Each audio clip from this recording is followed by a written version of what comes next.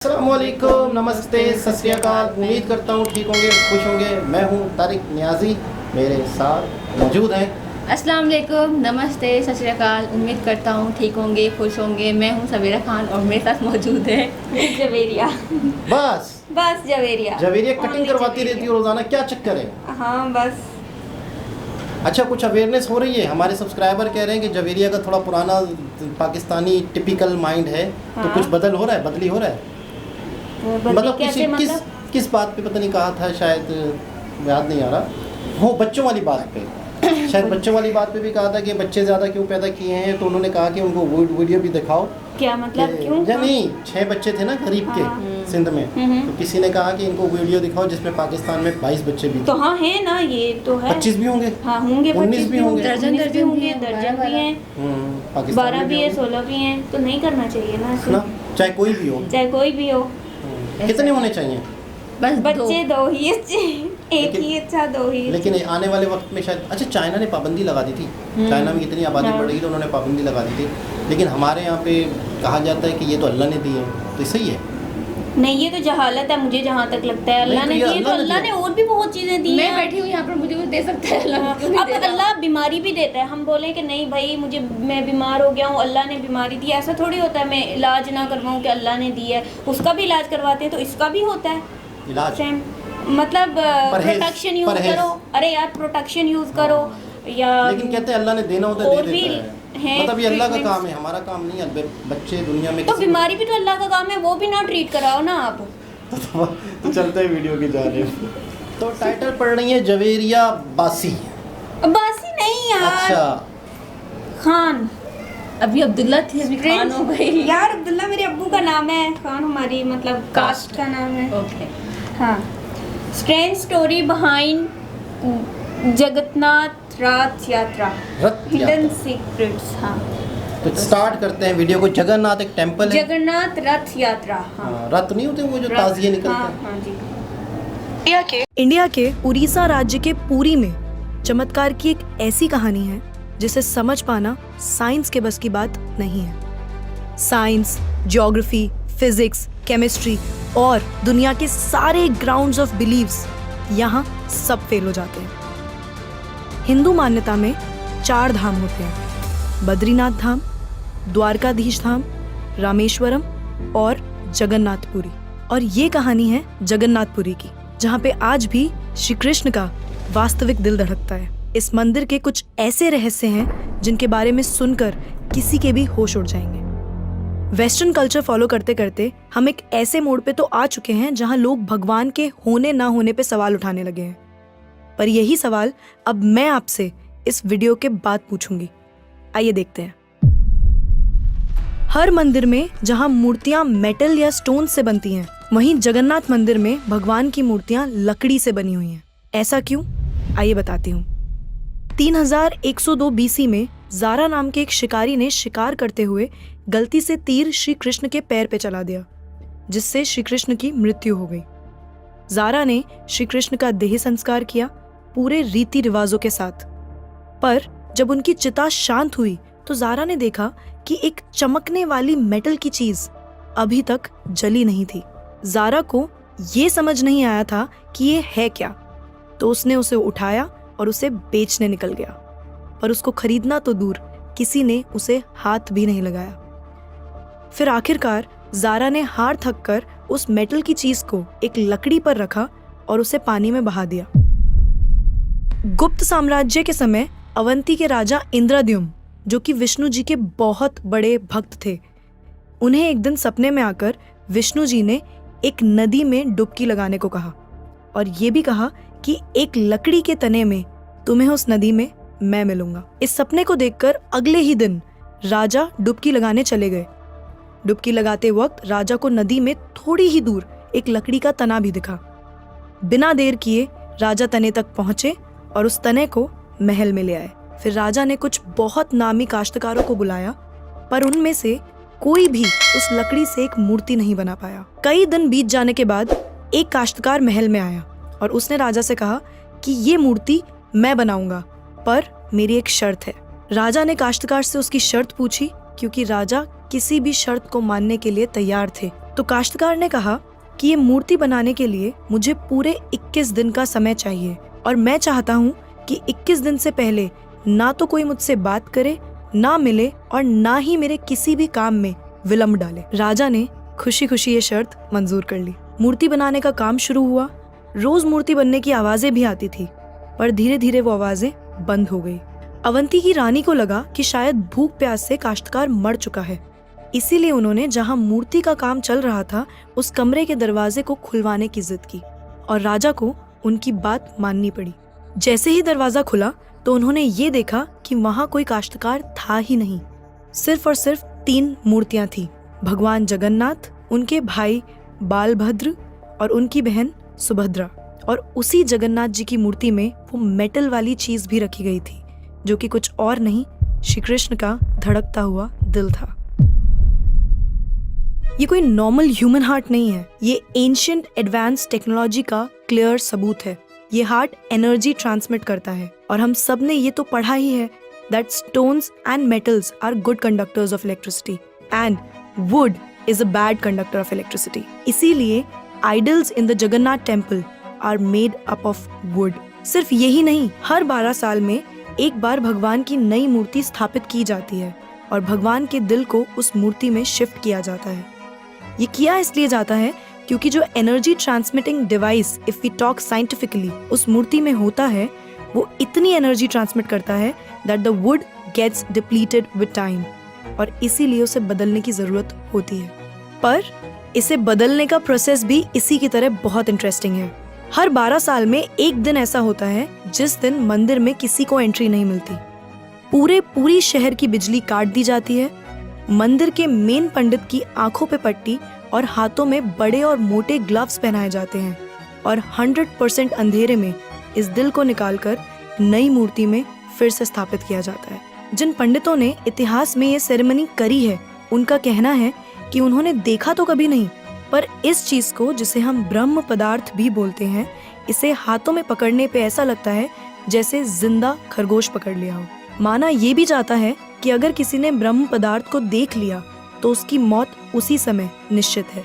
इसीलिए बिना आंखों पे पट्टी लगाए किसी को भी ये सेरेमनी करने की परमिशन नहीं है। इस मंदिर के ऊपर एक झंडा है जो साइंटिफिक लॉ के बिल्कुल विपरीत चलता है। जैसे कि हमें पता है कि जिस डायरेक्शन में हवा चलती है, पतंग भी उसी डायरेक्शन में उड़ती है और झंडा भी उसी डायरेक्शन में उड़ना चाहिए। पर जगन्नाथ मंदिर के इस झंडे की बात बिल्कुल अलग है। ये हमेशा हवा के ऑपोजिट डायरेक्शन में उड़ता है। क्यों और कैसे, आज तक कोई समझ नहीं पाया। इस झंडे के साथ एक और खास बात है कि इसे रोज बदलना पड़ता है। इसीलिए मंदिर के पांडु 214 फीट ऊपर लगे इस झंडे को रोज चढ़कर बदलते हैं, क्योंकि कहा जाता है कि अगर किसी दिन ये झंडा नहीं बदला गया तो मंदिर 18 सालों के लिए बंद हो जाएगा। मंदिर में आए भक्तों के बीच रोज प्रसाद बांटा जाता है, उनके लिए वो प्रसाद बनाया जाता है और जगन्नाथ मंदिर में होने वाली हर चीज में कहीं ना कहीं भगवान की कोई ना कोई लीला छुपी है। मंदिर में रोज 500 लोगों के लिए प्रसाद बनता है और कभी कभी भक्तों की संख्या हजारों में भी चली जाती है। पर जगन्नाथ मंदिर में भक्तों के लिए प्रसाद कभी कम नहीं पड़ा। दिन भर मंदिर में प्रसाद बांटा जाता है, पर कहते हैं कि आज तक इस मंदिर में एक भी दाना प्रसाद ना कम पड़ा है और ना ही व्यर्थ गया है। पर ऐसा एस्टिमेशन इंसानों के लिए करना तो बहुत ही मुश्किल है। और ये बात यहीं खत्म नहीं होती। प्रसाद बंटने की मिस्ट्री तो है ही, उससे बड़ी मिस्ट्री है प्रसाद बनाने की। लकड़ी की आग पे 7 मिट्टी के बर्तनों को एक के ऊपर एक रखकर प्रसाद बनाया जाता है। साइंस और लॉजिक्स कहते हैं कि सबसे पहले सबसे नीचे वाले बर्तन का प्रसाद पकना चाहिए, पर पुरी के जगन्नाथ मंदिर में साइंस और लॉजिक्स नहीं चलते। इन 7 बर्तनों में सबसे पहले सबसे ऊपर रखे जाने वाले बर्तन का प्रसाद पकता है, फिर उससे नीचे वाले बर्तन का, और ऐसे ही सबसे नीचे रखे बर्तन का प्रसाद सबसे आखिरी में पक के तैयार होता है। हाँ, मुझे पता है आपको भी अभी कुछ नहीं समझ आ रहा होगा। इसे आज तक कोई नहीं समझ पाया। इस मंदिर की खूबसूरती शब्दों में नहीं बताई जा सकती। इतना बड़ा मंदिर इतने सालों पहले बिना किसी टेक्नोलॉजी के कैसे बनाया होगा। पर क्या आपको पता है 214 फीट के इस मंदिर की डोम की परछाई आज तक कभी बनी ही नहीं। Are you shocked? You must be, but it is true. Jagannath Puri temple के डोम्स की शैडो बनती ही नहीं है कभी भी, at any time of the day. और हमारी फेवरेट साइंस इस बात का भी लॉजिक नहीं ढूंढ पाई। The mystery is not over here. जैसा कि हमें पता है कि कुछ buildings, architectures and areas no fly zones होते हैं, मतलब वहाँ ड्रोन्स, एयरप्लेन्स या कोई भी मैन मेड फ्लाइंग ऑब्जेक्ट पहुंचाने की या उड़ाने की परमिशन नहीं है। पर पक्षियों को तो हम नहीं रोक सकते, उन्हें समझाना तो बहुत मुश्किल है ना। पर अगर हम जगन्नाथ टेम्पल की बात करें तो वहाँ पे ऐसा कुछ है जो शायद पक्षियों को पता है और हमें नहीं, क्योंकि इस मंदिर के ऊपर कोई भी ड्रोन, कोई भी एयरप्लेन या कोई भी पक्षी कभी उड़ता ही नहीं। आपने देखा होगा ना मंदिर के डोम्स पे या बड़ी बड़ी बिल्डिंग्स पे बर्ड्स को बैठे हुए। कभी जगन्नाथपुरी जाएंगे तो देखिएगा that birds don't rest on the roof of Jagannath temple. आप कभी भी किसी भी पक्षी को जगन्नाथ टेम्पल की छत पे या उसके डोम्स पे बैठा हुआ नहीं देखेंगे। पर कंफ्यूज करने वाली बात ये है कि कैसे एक बेजुबान पक्षी ये जानता है कि इस मंदिर के ऊपर से उड़कर नहीं जाना। All of these things sound so exciting, right? अगर आपको ये कहानी जानने में और सुनने में मजा आ रहा है और आप ऐसी ही नई नई चीजें और कहानियां जानना चाहते हो तो नेकेड ट्रुथ को सब्सक्राइब करना मत भूलना। हम आपके लिए बार बार कुछ नया लाते रहेंगे।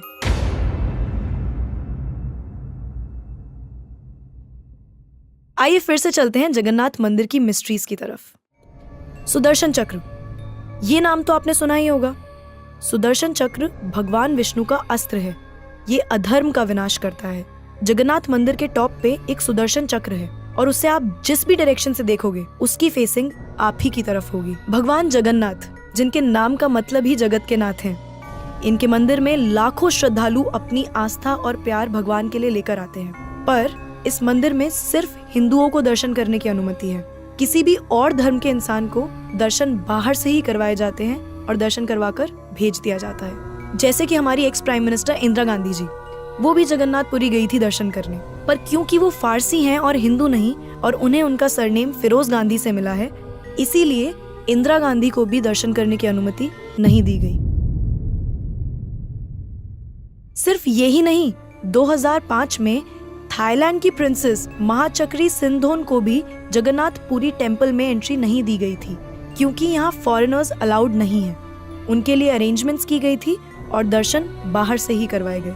12वीं सदी से बने हुए इस मंदिर को स्विट्जरलैंड की एक महिला ने 1,78,00,000 रुपए का चढ़ावा भी चढ़ाया। ये मंदिर में चढ़ाया गया अभी तक का सबसे बड़ा चढ़ावा है। पर फिर भी क्योंकि वो हिंदू नहीं है, दर्शन उन्हें भी बाहर से ही करने पड़े। हमारे ही धर्म की इतनी सारी बातें हैं जिसके बारे में हमें कुछ पता ही नहीं। हम आंखें बंद करके किसी भी कल्चर को, किसी भी ट्रेंड को फॉलो करते जा रहे हैं।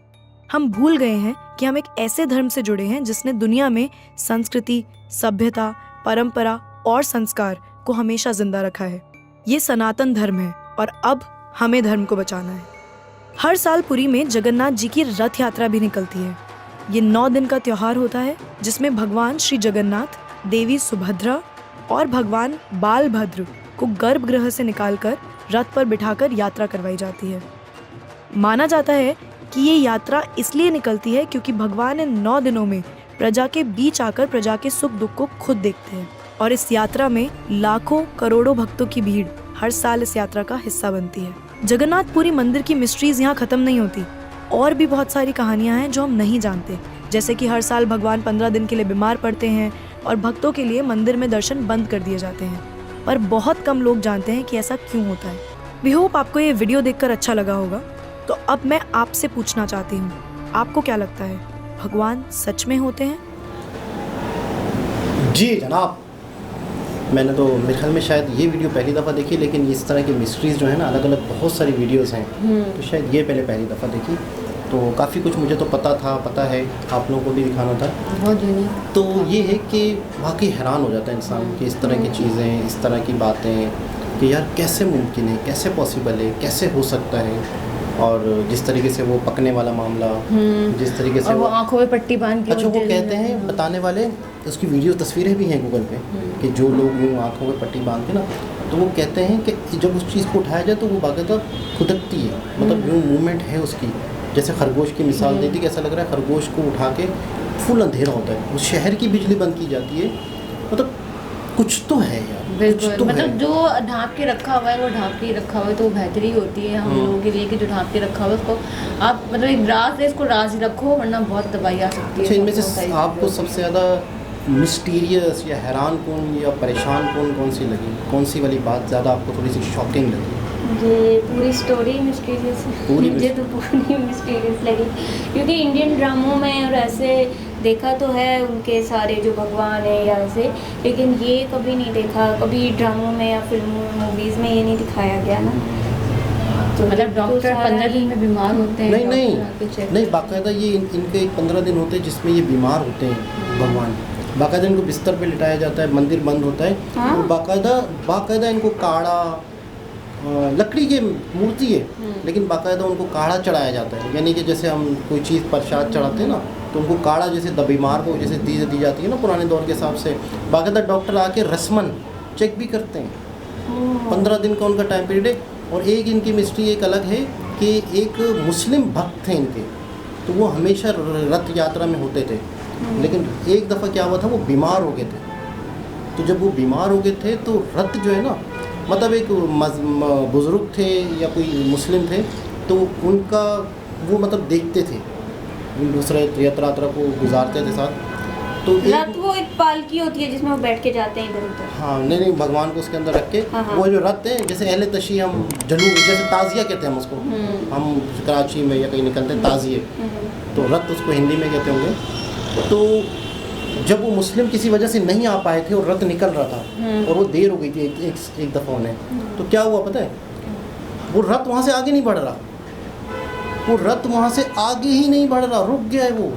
फिर वो जब वो शख्स पहुँचा तो फिर वो रथ आगे चला, फिर क्या हुआ, क्या उसकी मतलब डेथ हो गई बंदे की। एक वक्त ऐसा भी आया, वहीं पर उसकी मज़ार है अब, और रथ वहाँ पे थोड़ी देर के लिए अब भी रुकता है, हमेशा से वहाँ पे उस मज़ार के सामने रथ अब भी रुकता है।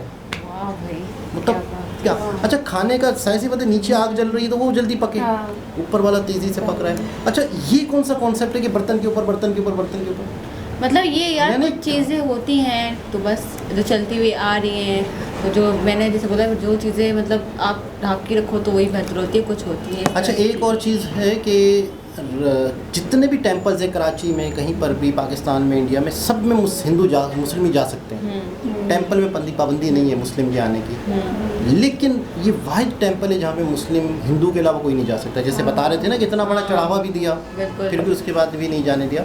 ऐसे। और बहुत सारे लोग जो हिंदू वहाँ जाते हैं तो उनके कहना ये है कि जब हम अंदर जाते हैं और भगवान जगन्नाथ को देखते हैं, ऐसा लगता है कि वो हमें देख रहे हैं, मतलब उन्हें ऐसा लगता है कि कोई चीज़ हमें देख रही है बाकायदा।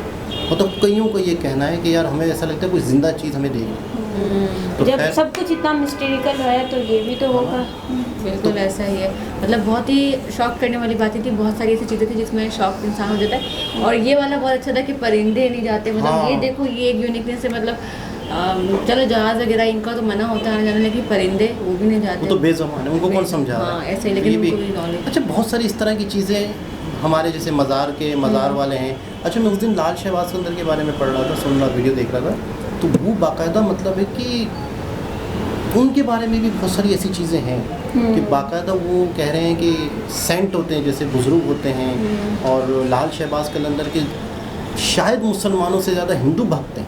ऐसा ही है। वो जिस दौर में थे, मतलब अभी मुझे पूरी बात याद नहीं आ रही, उनके हिंदू भक्त बहुत ज़्यादा हैं, और वो भी अपने आप में मतलब एक ऐसी हस्ती थे कि जो मतलब एक नॉर्मल इंसान जो होते हैं वैसे नहीं बिल्कुल थे। ऐसा ही है।